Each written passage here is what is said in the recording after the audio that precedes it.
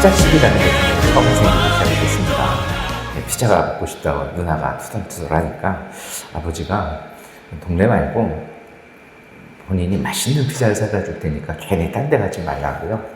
저희가 기대를 했는데 저희 아버지가 그렇게 약속을 잘 지키시는 분이 아닙니다. 자꾸 말해놓고 까먹는 분이죠. 이제 몇 주 전이니까 누나가 이제 울먹울먹 하니까 어머니가 어쩌고저쩌고 한 모양입니다. 아버지가 오늘 저녁은 먹지 말고 기다려라. 저희 아버지 보통 늦게 오시거든요. 밤 9시, 10시까지 다들 쩔쩔 먹고 기다렸습니다. 정말 아버지가 큰 피자를 이렇게 들어오는데 정말 커요. 정말 행복했어요. 근데 밥 먹자고 지도하고 딱 열었는데 냄새가 희한한 거예요. 아주 유리꼬리한 냄새가 나고 그래도 어떡하겠어요. 배고픈데.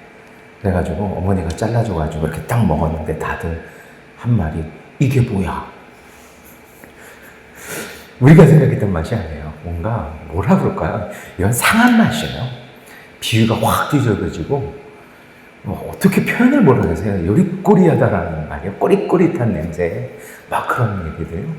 이제 드디어 누나가 울기 시작하고 제 동생이 이제 화를 내고 어머니는 이제 아버지한테 당신 어디 가서 이런 걸 사냐고 퍼대니까 아버지는 굉장히 억울하다 나는. 그래서 저를 이렇게 보시는데 솔직히 저는 꼬릿꼬릿한데 땡겼어요.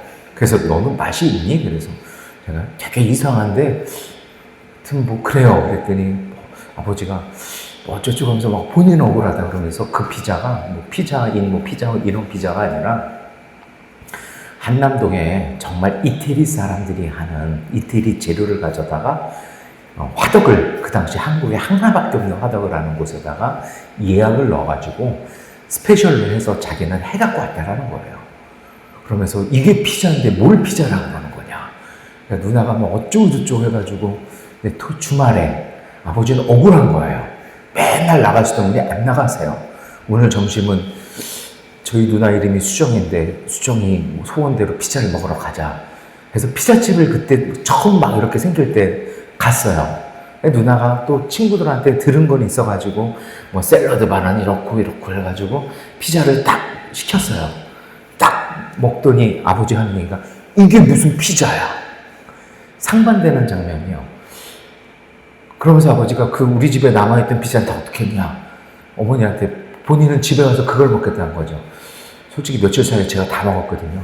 밤에 새벽에 학교 갔다 오고 너무 땡겨가지고요. 근데 제가 드린 질문이 뭐냐면 이태리 사람들이 지금도 우리나라 와서 피자를 먹으면 이건 피자가 아니라고 얘기를 해요. 왜냐하면 치즈 맛이 다르고 그게 약간 삭혀있는 맛이 다르고 올라가는 토핑 맛이 다르고 도우 맛이 다르죠. 짠맛도 달라요. 제가 말씀드린 질문이 뭐냐면요. 한국에 들어온 피자는 한국화된 피자. 단 한 번도 한국 사람이 끓인 김치찌개를 먹어보지 못한 미얀마 아주머니가 끓여준 김치찌개랑 똑같은 거죠.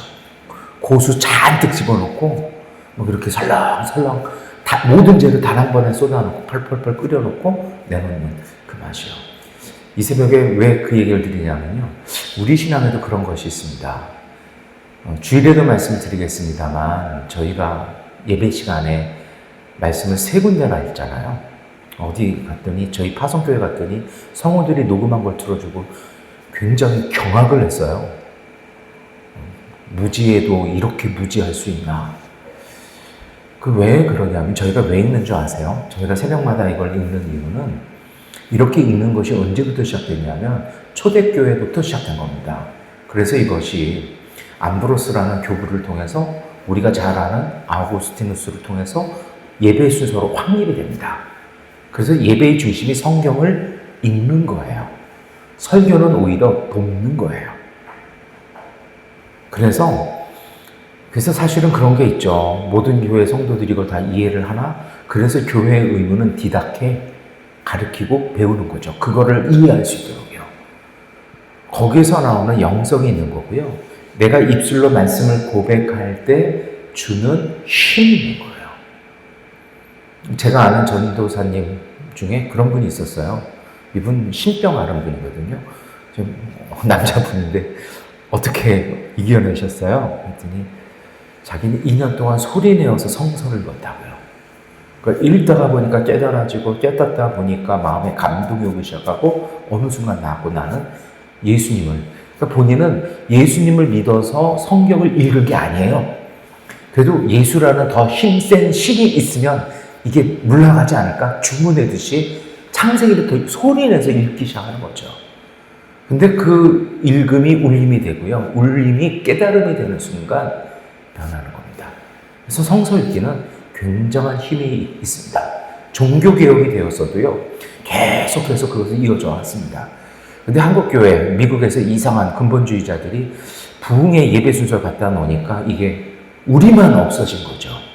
그리고 또 멋있게 읽는다고 모든 회중이 안 읽어요. 성우들 목소리로 디지털 성서로 막 구름 깔린 소리, 막 울리는 소리로 틀어줘요. 이게 이태리산 피자가 아니라 한국산 피자를 먹고서 행복해하는 뭔가 알맹이가 빠져있는 거죠. 오늘 그런 마음으로 우리가 성서를 읽었으면 좋겠다는 생각을 합니다. 그렇게 읽은 예레미야서는 오늘 우리에게 주시는 것이 있습니다. 2절에 나는 네 젊은 시절의 사랑을 기억한다고 하나님이 말씀하십니다. 놀라운 건 하나님께서 기억하신다는 것입니다. 성경에서 기억한다라는 말은요, 어떤 것이냐면 단순히 그냥 떠올리는 게 아니라 재현된다라는 거예요. 말씀을 읽을 때 말씀을 기억하고 읽는다는 것도요, 우리가 그것이 그냥 뭐 너무 신비주의적인 것은 좀 우리가 경계해야 합니다만, 우리가 말씀을 고백하고 읽어 나갈 때 그 말씀이 내 속에서 기억이 되는 겁니다. 다시 말하면 재현이 되어지는 것입니다. 하나님은 우리를 그렇게 기억하십니다. 우리를 생생하게 떠올리십니다. 이스라엘은 하나님을 잊었지만 하나님은 이스라엘과 함께했던 시간을 잊지 않으시는 것입니다. 때로 우리가 하나님을 잊어버리고 있는 시간도 하나님은 우리를 기억하십니다. 광야라는 곳이 그렇습니다. 가진 것이 없지만 하나님만으로 충분했던 곳입니다. 우리 그래서 지금은 안 합니다만 70년대, 80년대 복음성가 중에 광야 같은 세상 뭐 이런 거 있었잖아요. 때로는 광야가 은혜가 될 수 있어요. 아무것도 없어도 하나님만 계시면, 내가 하나님과 동행한다면 된다는 담대함이 오늘 이 시간 함께 하시기를 축원합니다. 그 믿음으로요, 우리가 물질이나 여러 가지 유혹들을요 떨쳐낼 수 있는 거죠.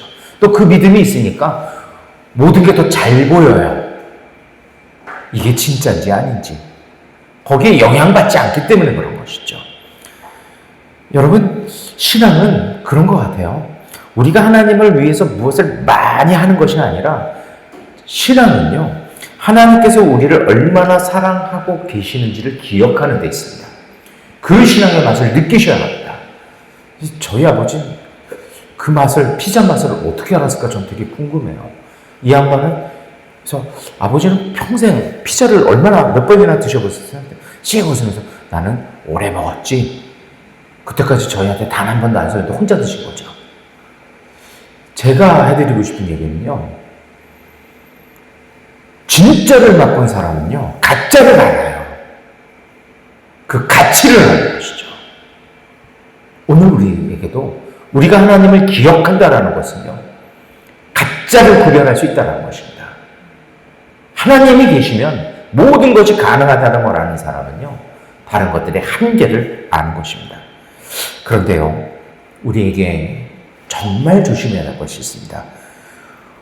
우리에게 진짜 위험한 건요, 은혜를 잊는 게 아닙니다. 잊으면 또 깨달아요. 그런데 진짜 무서운 건 은혜에 익숙해지는 것입니다. 익숙하면 감사를 못 이게 합니다. 이 얼마나 고귀한 건지를 몰라요. 감사가 사라지면요, 하나님보다 문제를 먼저 보게 됩니다. 그냥 감사한다는 건요, 의식한다는 거예요. 내가 기억하겠다는 거예요. 그냥 먹을 수 있겠어요? 고맙죠. 근데 감사가 없어졌다는 건요, 잊어버렸다는 거예요. 그러니 어떻게 되는 겁니까? 문제가 더 커지는 겁니다. 이렇게 되면 나오는 증상이 있습니다. 기도는 줄고 말씀을 읽지만 그 말씀이 마음에 머물질 않습니다. 그냥 쭉 지나가요. 안 들어도 됩니다. 기도 안 해도 된다고 생각합니다. 새벽 예배, 나에겐 필요 없는 귀찮은 일이라고 생각합니다. 예배는 드리지만 하나님을 기다리는 설렘은 점점 희미해집니다. 어떤 분들이 그래요. 힘들어가지고 새벽 예배 못 나가겠다고요. 그런 분도 있어요. 그럴 수 있어요. 그런데요, 진짜 힘들잖아요. 그러면 나가요. 내가 죽게 생겼는데요. 제 병원 생활 오래 했잖아요. 병원 새벽 예배 가보잖아요. 깜짝깜짝 놀라요. 베드에 꽁꽁 묶여가지고 파이프가 라인이 한 6개, 8개, 중증 환자들이거든요. 침대 채워가요. 가족들이 간호사들한테 부탁해가지고 쭉쭉쭉 밀고 옆에 보호자들 해가지고 나 죽어도 새벽 예배 드려야 된다고요. 얼마나 누워서 절절하게 일하는 줄 보세요. 제가 해야 될 게 그분들 성경 찾아드리고 기침해야 되면 이렇게 하면, 그런데 제 마음에 느끼는 게 있었어요. 왜 이렇게 기도하세요? 막 기도해야 살 것 같아요. 저 때문에 병원비가 너무너무 망해서 우리 집이 지금 큰일 났어요. 나 혼자 이렇게 편안하게 누워서 병원 생활 못할 것 같아요. 우리 가족 생각해서라도 내가 누워서 기도라도 해야 합니다. 이게 살고 싶은 사람이고요. 이게 진짜 힘들 때 나오는 반응이죠. 그런데요, 영혼이 메마르기 시작하는 그 신호가 오면 이 모든 게 무의미합니다. 하찮아지기 시작합니다. 가치가 없어질 것이죠. 이러한 상태 속의 회복은 특별한 체험에서 시작되지 않습니다. 오늘도 나를 기억해 주시고 나를 붙들어 주신 하나님의 은혜를 다시 기억해내는 것입니다. 아, 이게 있었지. 내가 해야겠다. 하나님의 기억 품는 사람들은요, 사실은 하나님의 음성을 들을 준비가 되어 있는 것입니다. 예레미야 당시에 가장 신앙의 깊은 병이 오늘 예레미야서는 한 문장으로 나옵니다. 제사장들이 주님께서 어디에 계시는가 하고 묻지도 않았다. 8절입니다. 예배는 계속됩니다. 제사도 드렸고 율법도 가르쳤습니다. 그런데 하나님을 찾지는 않습니다. 교회는 옵니다. 직분을 있습니다. 예배도 드립니다. 봉사도 합니다. 그런데 하나님의 임재는 무관합니다. 관심이 없습니다. 그런 거 없다라고 생각하고 없어도 된다고 생각합니다. 신앙의 위기는 부인하는 데 시작하는 것이 아닙니다. 하나님을 찾아도 괜찮다고 느끼는 게 영적인 나병입니다. 그때부터 영혼 속에 또 삶의 증상들이 나오죠. 말씀은 들어도 오래 남지 않습니다. 기도해도 마음은 분주합니다. 빨리 가서 뭘 해야 될 것만 생각합니다. 쉽게 짜증나고 작은 일에도 불안해집니다. 사람들이 인정에는 민감해지면서도 하나님의 뜻에는 둔감해지기 시작합니다. 해야 할 일은 많은데 왜 살아야 하는지는 점점 흐려집니다. 겉으로는 바쁜데요, 속으로는 점점 비어갑니다. 예레미야는 이것을요, 생명의 근원에서 멀어진 모습, 깨어진 웅덩이라고 얘기를 합니다. 그리고 하나님은 생수의 근원인 나를 그들이 버렸다라고 13절에 말씀하십니다. 생명의 근원 버린 사람은요, 물을 찾기 위해서 더 많이 뛰지만 목마름은 더 깊어집니다. 그런데 하나님은 포기하지 않으십니다. 그리고 책망이 아니라 질문하십니다. 무엇으로 내 영혼 살리려냐고 물으십니다. 이 질문 앞에 정직하게 서는 것이 영성입니다. 그리고 회개입니다. 그리고 다시 하나님께 시선을 돌리는 것이 영원히 살아나는 첫 걸음입니다. 이렇게 영원히 살아나면요, 기도가 달라지기 시작합니다. 기도가 하나님께 내 필요한 걸 말하는 시간이 아니고요, 요구하는 시간이 아니라 하나님 앞에 자신을 여는 시간입니다. 어제 말씀드린 것처럼 하나님을 내 안에 모시려고 하나님께 나아가는 시간입니다. 그래서 신앙, 기도는요, 말이 아니라 관계에 있습니다. 의식하는 겁니다. 의지하는 것입니다. 그래서 하나님 앞에 머물수록 내 마음을 하나님을 향하게 하는 것입니다. 이렇게 되어질 때요, 굳은 양심이 부드러워집니다. 영혼이 죽잖아요. 핑계가 있을 때 알아봐요.